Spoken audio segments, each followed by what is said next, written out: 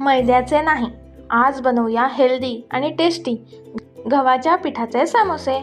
बाहेरून खुशखुशीत आणि आतून मसालेदार. चला पाहूया मी हे समोसे कसे बनवले. त्यासाठी इथे मी गव्हाचं पीठ घेतलेलं आहे. एकूण 6 पोळ्यांचं कणिक घेतलेली आहे. त्यामध्ये चवीनुसार मीठ ॲड करून नंतर अर्धा वाटी तेल मी यामध्ये ॲड करत आहे. तसे यामध्ये रवासुद्धा घालतात, पण यावेळेला मी थोडं जास्तीचं तेल ॲड करून बघूया कसे होतात म्हणून जास्तीचं तेल वापरलेलं आहे. ओवासुद्धा ॲड केलेला आहे आणि आता सगळं तेल हे कणकीला लावून घेत आहे. पिठाचा असा उंडा तयार झाला म्हणजे आपलं तेल हे सगळं पिठाला लागलेलं आहे. आता गरजेनुसार पाणी ॲड करून मी याची एक गठ्ठ अशी कणिक मळून घेते. हे बघा, इथे मी अशा पद्धतीत गठ्ठ कणिक मळून ठेवलेले आहे. आता याला झाकून 20 मिनिटे बाजूला ठेवूया. तोपर्यंत बनवूया सारण. त्यासाठी पळीमध्ये कडकडीत तेल तापवले. त्यामध्ये जिरं मोहरी छानपैकी तडतडून दिलं. आता जिरं मोहरी तडतडून झाल्यानंतर गॅस बंद करून इथे मी थोडी हळद ॲड केली. त्यानंतर आलं मिरची लसूण याचा अर्धा चमचा ठेचा यामध्ये मी ॲड केलेला आहे. ही फोडणी आपण नंतर बटाट्यावर वापरणार आहोत. आता फोडणी झाली. इथे मी एकूण 6 बटाटे शिजवून घेतलेले आहेत. आता या सगळ्या बटाट्यांना स्मॅश करून घेते. बटाटे स्मॅश केले. आता ह्यामध्ये आलं मिरची लसूण याचा ठेचा ॲड केला. त्यानंतर मी जी फोडणी बनवली होती ती सुद्धा यामध्ये आपण ॲड करू. त्यानंतर थोडे लिंबू सत्व व 2 चमचे चाट मसाला, हिंग पावडर.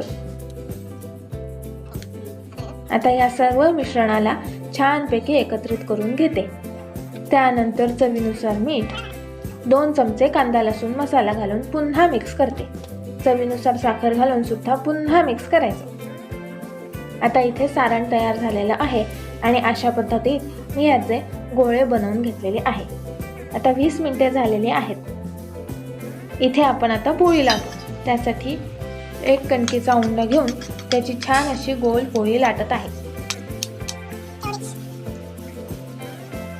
आता या पोळीला मध्यभागी कट करायचं. त्यानंतर व्हिडिओत दाखवल्याप्रमाणे याचा असा कोनचा आकार बनवायचा. ह्याचा अशा पद्धतीत कोन तयार करायचा.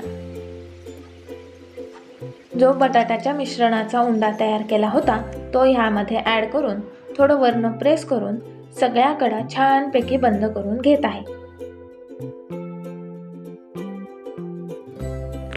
हा समोसा कडक होऊ नये म्हणून यावर मी मलमलचं कापड हे ओलं करून ठेवलेलं आहे. अशाच प्रकारे अजून एक तुम्हाला समोसा दाखवते.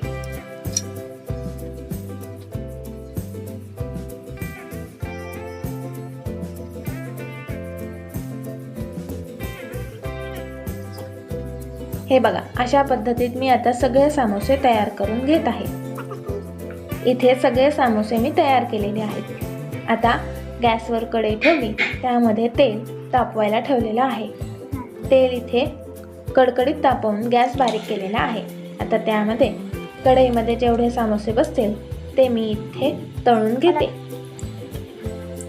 मंद आचेवर सर्व समोसे तळून घ्यायचे म्हणजे आतपर्यंत समोसा हा तळला जाईल. या कढईत 2च समोसे बसले त्यामुळे एका वेळेला मी 2च समोसे तळले. अशाच पद्धतीत आता मी सगळे समोसे मंद आचेवर तळते.